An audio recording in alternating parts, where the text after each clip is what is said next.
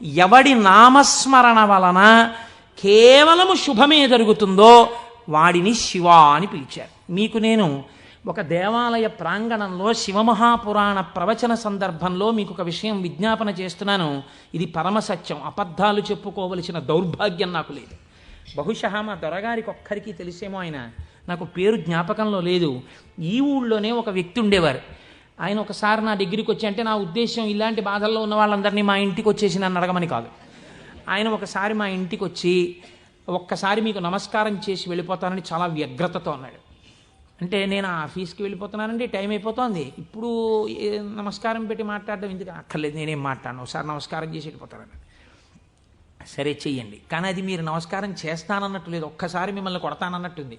ఎందుకంత భావన వ్యగ్రత అన్న అంటే, ఇవాళే నా జీవితానికి చిట్ట చివరి రోజు, నేను ఆత్మహత్య చేసుకోబోతున్నాను. నా మనస్సులో ఎప్పుడైనా శాంతి కలిగితే మీ ఉపన్యాసాల్లోనే కలిగేది. అందుకని మీకు ఒక్కసారి నమస్కారం చేసి ఆత్మహత్య చేసుకుందామని వచ్చాను. మీకు ఒక్కరికే చెప్తున్నాను, మీరు ఎవరికీ చెప్పకండి, సాయంకాలానికి నేను ఉండను అన్నది. నేను హడిలిపోయిన, ఇది నాకు చెప్పాడు బాబని, అది నేను తర్వాత ఎడతాను ఆఫీస్కి, అవసరమైతే హాఫ్ డే సీఎల్ ఎడతాను, కూర్చోండి అది కూర్చోబెట్టాను. అంటే బాబా ఇలా మా ఇంటికి వచ్చేయమని కాలుష్యమండి.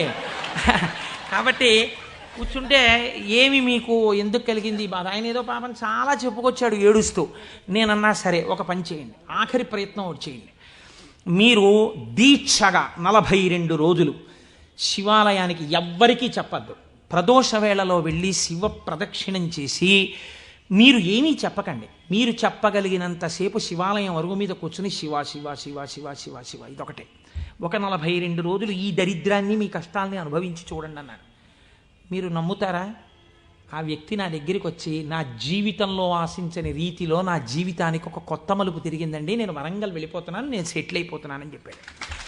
ఆ వ్యక్తే నాకు ఈ మధ్యనే మళ్ళీ ఫోన్ చేసి, కోటేశ్వరారు ఇప్పుడు నేను ఎంత ఆనందంగా ఉన్నాను అనండి, ఒక్కసారి మీరు ఏమైనా వరంగల్ వస్తారేమిటండి ఉపన్యాసాలకి, మీ దర్శనానికి వద్దాం అనుకుంటున్నాను, నేను కూడా కాకినాడ అన్నాడు. అయ్యా మీరు ఎప్పుడైనా కాకినాడ, ఇప్పుడు అక్కర్లేదు, ఇప్పుడో తర్వాత వద్దురు కానీ, నేను వరంగల్ ఇప్పుడు మాత్రం రావట్లేదు, నేను వరంగల్ వస్తే చెప్తాను, అప్పుడు మీరు నా దగ్గరికి వద్దురు కానీ తప్పకుండా దర్శనానికి అన్నాడు. కళ్యాణి అందులో అంటారే, ఏతి జీవంతిమానందో నరం వర్ష శతాదపి అంటుంది సుందరకాండ. 100 ఏళ్ళు బతికిన వాడు శుభాన్ని చూస్తాడు. అందుకే తొందరపడి ఏదో సమస్య ఉందని ఆత్మహత్యలు చేసేసుకుంటాం, ఇలాంటి మాటలు అనకూడదు. కాబట్టి చూడండి, శివుడు ఉద్ధరించగలడు అనడానికి ప్రత్యక్ష ప్రమాణం మనకే ఉంది కదా. శివం అంటే మంగళం, శోభనం, శ్రేయస్సు, కళ్యాణం. ఏ శుభము నీకు కావాలన్నా శివానుగ్రహముగానే వస్తుంది. శివానుగ్రహము కలిగితే నీ ఇంట సర్వమంగళములు జరుగుతాయి.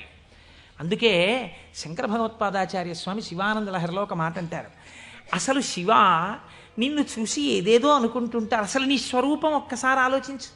కరస్తే హేమాద్రౌ గిరిశ నికటస్తే ధనపతౌ గృహస్థే స్వర్భూజామరసురభి చింతామణిగణే శిరస్థే సీతాంశౌ చరణయుగళస్తే అఖిల శుభౌ కమర్థం దాస్యేహం భవతు భవదర్థం మమ మనః అంటారు. శంకర, నాకు శుభం ఈయన అడగడానికి నీకు నేనేమి ఇచ్చివను? కరస్తే హేమాద్రౌ, ఒక చేతిలో నువ్వు మేరు పర్వతం బంగారు కొండ పట్టుకున్నావు, బంగారు కొండే నీకుంది, ఇంకేమివ్వను? గిరిశ నికటస్తే ధనపతౌ, గిరిశ ఓ శంకర, నీ పక్కన నవనిధులకు అధిపతి అయిన కుబేరుడు ఇలా నిలబడ్డాడు. నువ్వు ఎప్పుడు కుబేరా కొంచెం ఏమైనా 2 రూపాయలున్నాయేంటి అనలేదు. ఆయనే ఎప్పుడు ఏమైనా అడుగుతావేమోనని ఇలా నిలబడ్డా, ఆయన కోరిక తీరలేదు. గిరిశ నికటస్తే ధనపతౌ, కుబేరుడు నీ పక్కన ఉన్నాడు. గృహస్థే స్వర్భూజామరసురభి చింతామణిగణే, నీ ఇంట కల్పవృక్షాలు, కామధేనువులు, చింతామణులు రాసులు పోసి ఉన్నాయి. ఎన్ని కామధేనువులో, ఎన్ని కల్పవృక్షాలో, చింతామణులతో గోడలు కట్టారు నీ ఇంట్లో. పోన్లేవయ్యా ఇవన్నీ ఉన్నాయి, కానీ నీకేదో మోక్షం ఇస్తాను, నీకేమైనా అనారోగ్యం వస్తే తగ్గిస్తానడానికి నీ యొక్క శిరస్సు మీద సీతాంశు చంద్రబింబం ఉంది, చంద్రరేఖ ఉంది, కాబట్టి మోక్షం ఇచ్చే అధికారం నీకుంది. ఇంకా నీకు నేనేమివ్వను? నాది నాది అన్నది ఒక్కటి ఉంది నా దగ్గర, నీది కాదని నా దగ్గర ఉన్నది అన్నది ఏమిటో తెలుసా? కమర్థం దాస్యేహం భవతు భవదర్థం మమ మనః. నాది అని అస్తమానం నన్ను బంధనంలో పడేసే ఈ మనస్సు నీకు ఇచ్చేస్తా, బుచ్చేసుకో. ఏదో రకంగా ఆయన పాదాల దగ్గర చేరడానికి శంకరాచార్యులు వారు మన కోసం చేసినటువంటి శ్లోకం కమర్థం దాస్యేహం భవతు భవదర్థం మమ మనః మమ అన్న చోట నేను అన్న శబ్దం శంకరాచార్యుల వారి కోసం అండి. ఆయన అపరశంకరుడు, మన కోసం. ఇది జగద్గురువుల యొక్క కారుణ్యం. కనుక అటువంటి శంకరుడికి మీరేమి ఇవ్వాలి? మీరేమి ఇవ్వక్కర్లేదు. కానీ మీరు ఇలా నమస్కరిస్తే చాలు, ఒక్కసారి శివ అంటే చాలు, ఆయన పొంగిపోతాడు. అందుకు కదా మనం ప్రదోష వేళలో ఉపన్యాసం మొదలు పెట్టే ముందు శివాష్టోత్తర శతనామ స్తోత్రాన్ని ఒక్కసారి అనుసంధానం చెయ్యాలి అని మనం అనుకుంటున్నాం. మీరు చూడండి, నేను ఇక్కడ మీకు ఒక గంభీరమైనటువంటి విషయాన్ని వాళ్ళ ప్రస్తావన చెయ్యాలి అని అనుకుంటున్నాను. ఆనందం వస్తే కళ్ళజోడు తీసేస్తుండడం, మళ్ళీ పెట్టుకు చూసుకుంటూ ఉండడం. బాగుందండి మీరు చెప్పింది, శంకరుడు అంతటి గొప్పవాడే, ఇంతవరకు బాగుంది. కానీ ఇలా ఆయన ఎప్పుడూ మా కంటితో మేము చూడని రూపంలో ఉండడమేనా, లేకపోతే మాకు ఇంతకన్నా ఏమైనా గొప్ప ఉపకారం చేశారా? కళ్యాణం, భద్రం, శ్రేయం, శోభనం, శుభం, వీటన్నింటికీ అర్థం కేవలం శుభాలు చేసుకోవడం, పెళ్ళిళ్ళు చేసుకోవడం, బూరెలు తింటూ ఉండడం, గారెలు తింటూ ఉండడం, ఇవేనా? ఇంకేమైనా చెప్పారా శంకరుడు? ఇవే నా అర్థం, నేను ఇవే మీకు చేసి పెడుతుంటానని ఏమైనా అన్నారా? దీన్ని మీరు చాలా జాగ్రత్తగా గంభీరంగా పట్టుకోవాలి. మీరు ఇది పట్టుకునే ప్రయత్నం చేస్తే శివపురాణం విషయంలో మీకు ఒక గొప్ప అవగాహన ఏర్పడిపోతుంది. కాబట్టి చెవులు రిక్కించి చాలా జాగ్రత్తగా వినే ప్రయత్నం చెయ్యండి.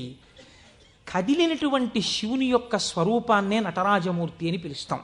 ఎదర వ్యాఖ్యానం పురాణంలో వస్తుంది, అప్పుడు నేను నటరాజ తత్వం గురించి, చిదంబరం గురించి చెప్తాను.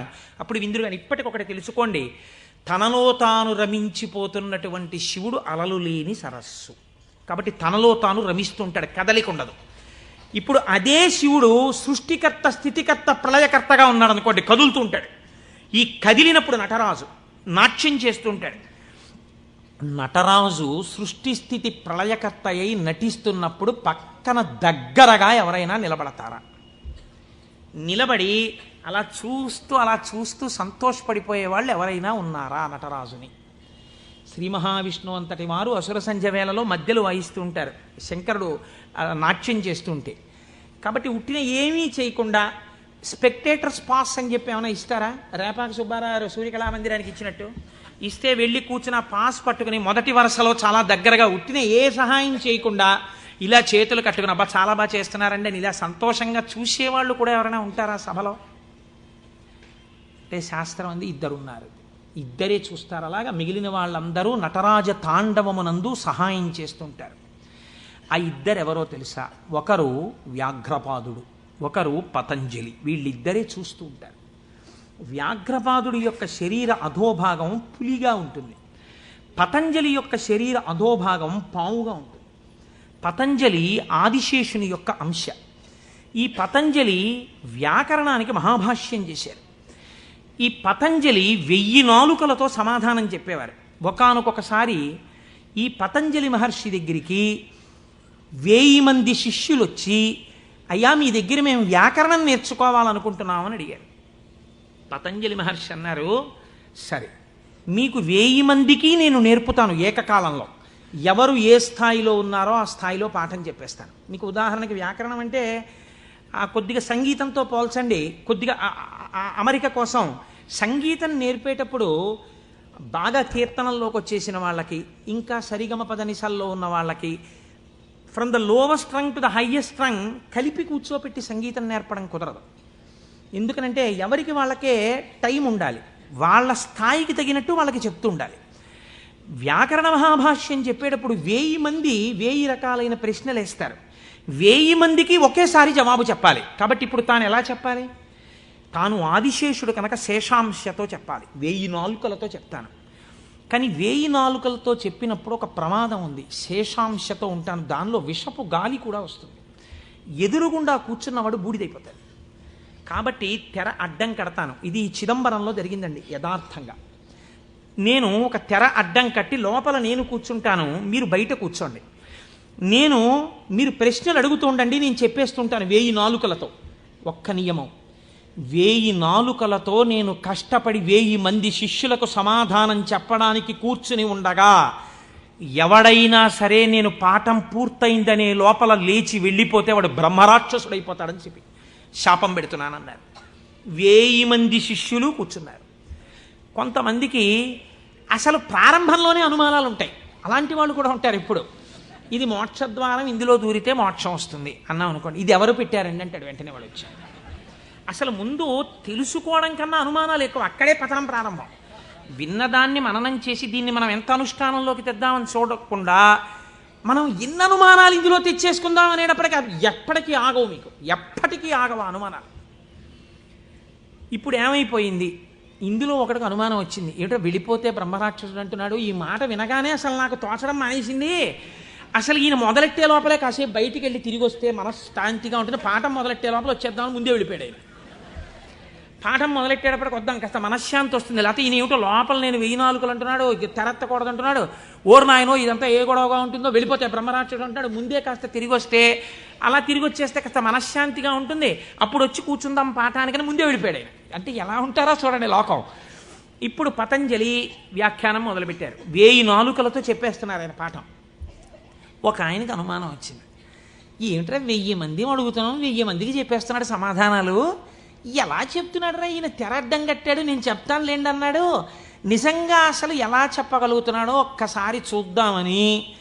చూడండి, సేవ చేస్తున్నారు పరమాత్మకి అని తెరడ్డం పెడితే ముందు వరుసలో కూర్చున్నవాడు తెరెత్తి చూస్తుంటాడు. ఎంత తప్పది అంటే అది కూడా భక్తి. కాబట్టి అలా ఆ పతంజలి అటు కూర్చుని ఉండగా ఒక శిష్యుడు ఏం చేశాడంటే మెల్లిగా తెరెత్తాడు. తెరెత్తి చూశాడు. చూసేటప్పటికి విషపు గాలి వాడు ఒక్కడి మీదకే వెడుతుందా? ఈ 999 మంది బూడిదైపోయారు. అట్నుంచి ప్రశ్న ఆగిపోయింది. ఆగిపోగానే పతంజలికి అనుమానం వచ్చింది. ఏదో జరిగిందని ఆయన పాఠం ఆపి లేపి తెర తీసి చూశారు. బూడిద రాసులు ఉన్నాయి. అరేరే